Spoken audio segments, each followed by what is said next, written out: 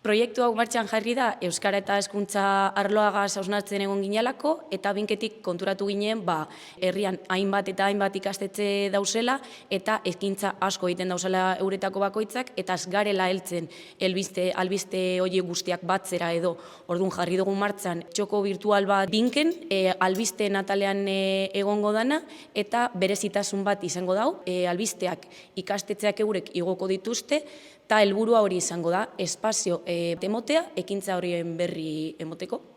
Bueno, guk bitartekari lana baino ez dugu egin udaletik, ikastetxeek lan itzela egiten dute hizkuntzaren normalkuntzan, ekimen pilo bat egiten dituzte eta eurek adierazi euskuen gabezia bat ikusten zutela, ez? Eta zan, ez egoela modurik gero hori herrian azaltzeko edo ikastetxeko hormak pasatu eta herrian esateko zer egiten dan.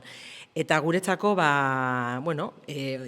proposamen hori jaso gendun, gero binkegaz elkartu ginen eta binkek eskaini oskun edozein behar ikusten bagenuen presegoela aurrera ateratzeko, eta hau izan zen gure proposamena.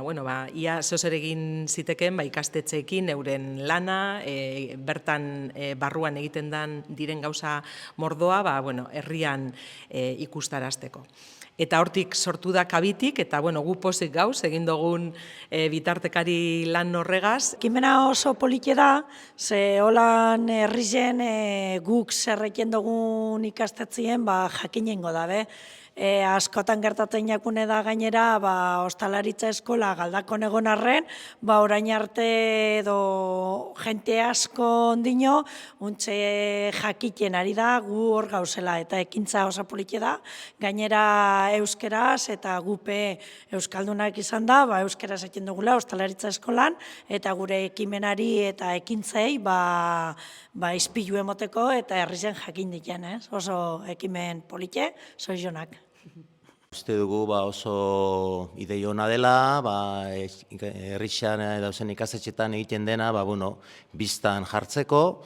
Izate batzutan gertatzen da, herriko jentia ez dauela ezautzen, herriko ikastetxetan bere zeiten den, erakusten den baina zeiten den, ordan ikasten dena, erakusten denaz gain, beste hainbeste gauza egiten direla, eta ordan oso ondo iruditzen zaigu, gaina euskeraz eta guztientzat. Guri bebai ekimina oso ondo iruditzen zaigu dagoela, eta egia esan, askotan gertatzen zaigu guri bebai, familiek eta ez dakitela ikastolan egiten diren gauza guztiak, ez?